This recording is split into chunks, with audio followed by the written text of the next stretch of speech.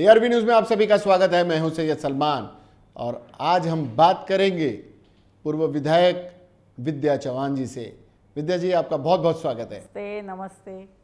विद्या जी, बहुत ज़माने के बाद आपके साथ रूबरू हो रहे हैं और एक ऐसे विषय पर रूबरू हो रहे हैं जिसने पूरे देश को एक अलग बहस की दिशा देने की कोशिश हो रही थी, लेकिन उसे अलग अलग कारणों से अलग अलग डाइवर्जन किया गया।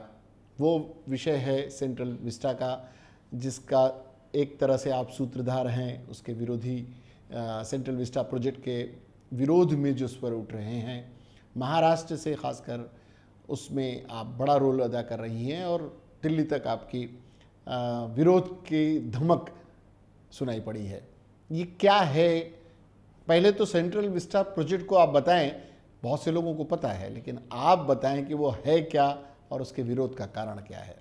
जी देखिए, पहले तो मैं ये बताऊंगी आपको कि देश की राजधानी जो दिल्ली है, हम सब लोगों के सपने में एक दिल्ली का सपना है कि भाई दिल्ली यानी क्या है, तो वो इंडिया गेट आता है, संसद भवन आता है, राष्ट्रपति भवन आता है। फिर इंडिया गेट से राष्ट्रपति भवन जो 3.5 किलोमीटर का जो रास्ता है, वहाँ पर सब हरियाली है, पेड़ पौधे हैं, बड़े बड़े पौधे हैं। अमर जो जवान की ज्योति है, वहाँ पर बहुत हम लोग टहलने जाते हैं, आदर से जवानों को वंदन करते हैं, जितने हमारे देश के लिए शहीद हुए उनको वंदन करते हैं। और एक हमारे मन में एक रूप समा के जाता है। 26 जनवरी को हम लोग देखते हैं कि यहाँ पर बहुत अच्छी परेड होती है, तो ये हर राज्य से यहाँ झांकियाँ आती है और हम लोग देखते हैं। तो ये सब जो दिल्ली का रूप है, जो संसद भवन है हमारा, ये संसद भवन एक ऐसी वास्तु है, ऐतिहासिक वास्तु, हेरिटेज है हमारा।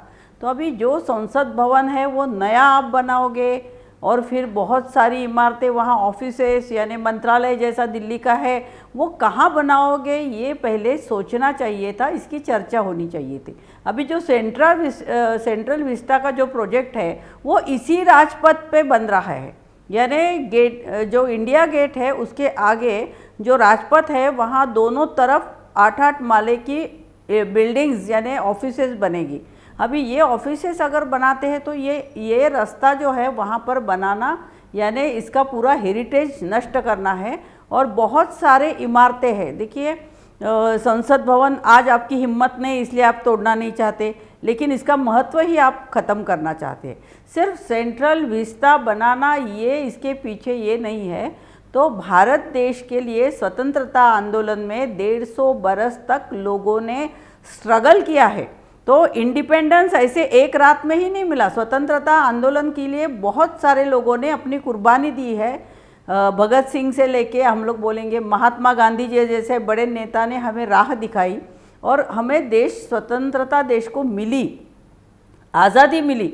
और ये स्वतंत्रता का जो इतिहास है वही यहाँ पर मिटाने की कोशिश हो रही है।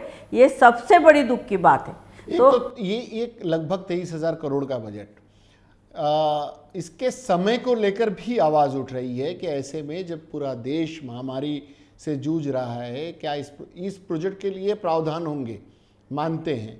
दूसरी तरफ एक अलग प्रावधान है कि भाई आपके स्वास्थ्य सेवाएं भी सुचारू रूप से चलेंगी, ये भी हम मानते हैं। लेकिन जो दूसरी तरफ वाली सेवा है, जो स्वास्थ्य सेवाएं हैं, क्या वो मूल रूप से लोगों तक पहुंच पा रही हैं? क्या इस वक्त इतने 1000 करोड़ तक की जो लागत से बनने वाले नए प्रोजेक्ट की तरफ जाना, क्या इस देश के लिए, इस देश के नागरिकों के लिए ये समय था? आप क्या सोचती हैं? जी देखिए, मैं इसी की तरफ अभी आ रही थी, क्योंकि देश में, पूरे दुनिया में जो महामारी कोरोना की आ गई है, उसकी एक लहर हो गई, दूसरी हो गई, तीसरी इससे भी भयंकर होगी, ऐसा भी बोला जाता है। तो हमारे यहाँ लोगों की जो हालत हम लोगों ने देखी है, अभी हम लोग बम्बई में बैठे, मुंबई जैसे शहर में भी अस्पतालों की हमें कमी महसूस हो रही है। कहीं बेड है तो कहीं वेंटिलेटर नहीं, कहीं ऑक्सीजन नहीं, कितने लोगों ने अपनी जान गंवाई है। तो हमें ये कहना है कि 23,000 करोड़ आप सेंट्रल विस्टा पे आज बोल रहे हो, कल 40,000 करोड़ हो सकता है, 50,000 करोड़ हो सकता है। तो सिर्फ इस 23,000 करोड़ में अगर गुजरात से बंगाल तक और कश्मीर से कन्याकुमारी तक हर राज्य में अस्पताल बनाएंगे तो 23,000 करोड़ में एम्स, जैसे दिल्ली का जो एम्स है वैसे हर राज्य में 182 हॉस्पिटल बन सकते हैं आज की घड़ी में।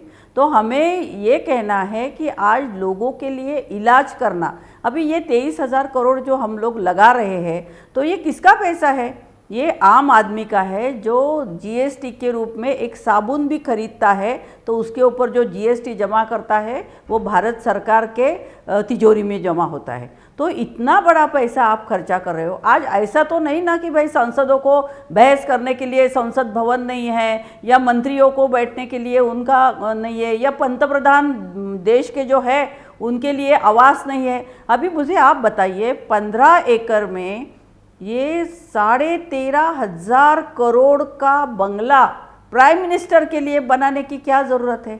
इसकी ज़रूरत है। आज लोगों के पास घर नहीं है, लोग किस तरह रह रहे हैं, बेरोज़गारी बढ़ गई है, लोगों को रोज़गार नहीं है, लोगों को सर पे छत नहीं है। ऐसी हालत में पंतप्रधान खुद के लिए घर बनाए। क्या हमारे 14 प्राइम मिनिस्टर आज तक जो बंगले में रही वो बंगला नहीं है? मोदी जी जब आए उसके बाद उन्होंने आजू बाजू के 4 बंगले एक साथ करके वो बंगला बड़ा बना के लिया है, और भी आपको बड़ा चाहिए तो 13,500 करोड़ रुपया उसमें खर्चा करना क्या ज़रूरत है? ये फजूल का खर्चा करना हमें बिल्कुल मंजूर नहीं।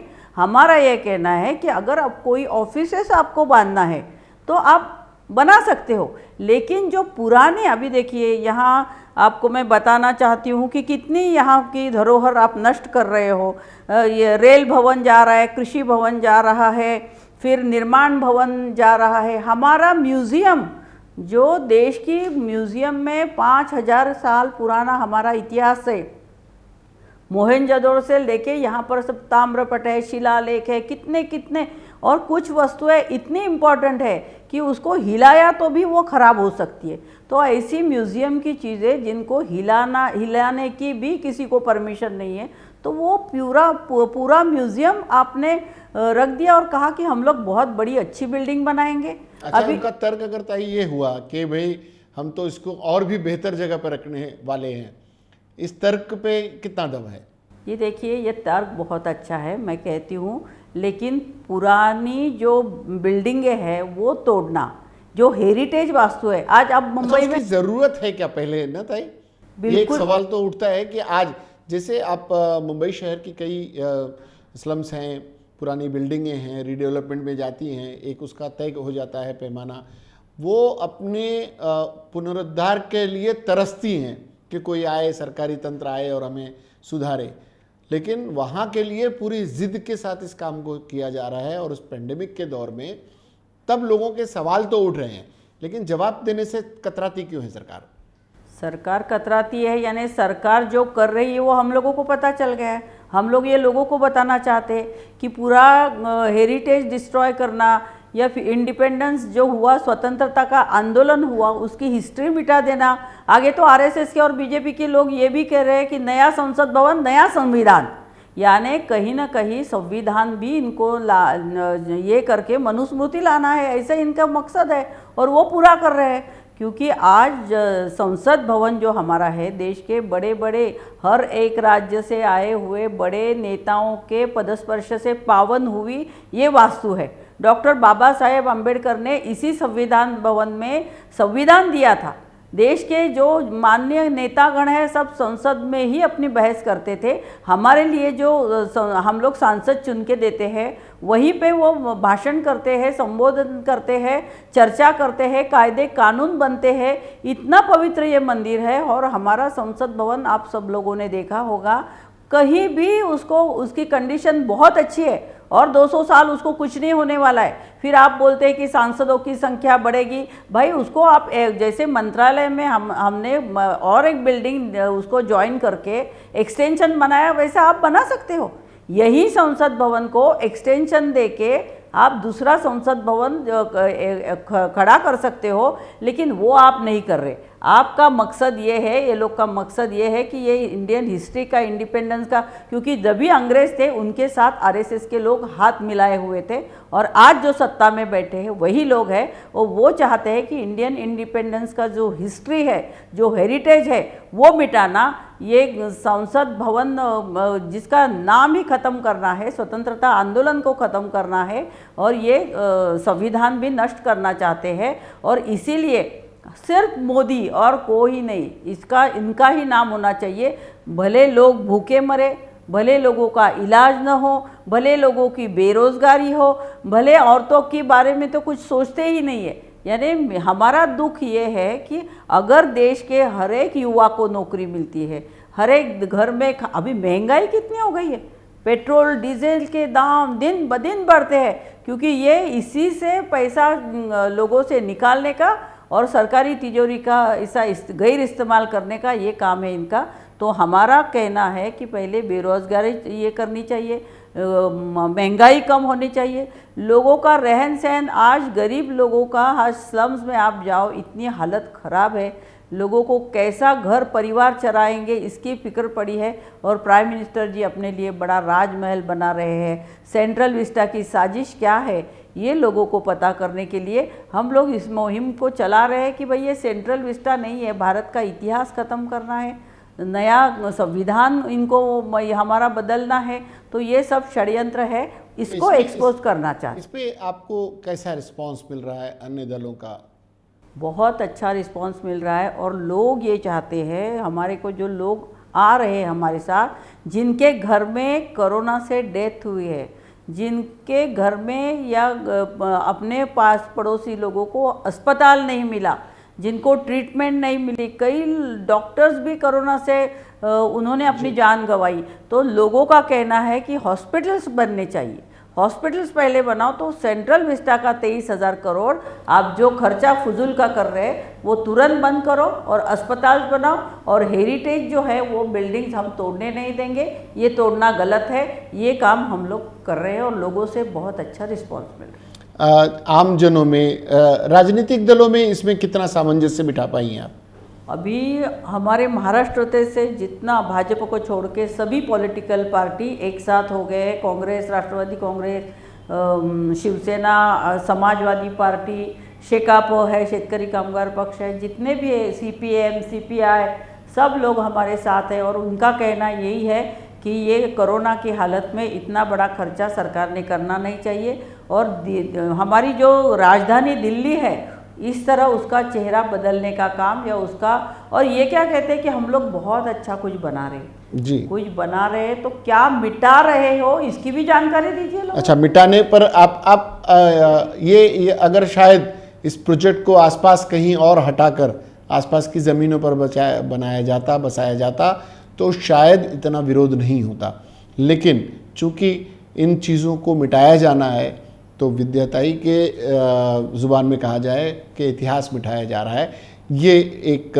आरोप लगने शुरू हुए हैं सरकार पर, और सरकार को इस दिशा में गंभीरता से सोचने की ज़रूरत है। विद्याताई, कुछ और चलते चलते कहना चाहें आप? नहीं, मुझे यही कहना है कि हम लोग जो देश में रहते हैं, तो अभी मोदी जी जो ये बना रहे हैं, तो उसमें तो मैं एक ही भूल गई कि इनको जो बंगला बन रहा है उसको बंकर्स होंगे, जैसे हिटलर के बंगले को थे, न्यूक्लियर बॉम्बिंग भी हुई तो मोदी सेफ रहेंगे। तो हमको ये कहना है कि भाई प्रधानमंत्री जी, सिर्फ आप अपनी सुरक्षा देख रहे हो, आम आदमी कोरोना से सुरक्षित नहीं, आम आदमी किसी भी चीज़ से सुरक्षित नहीं।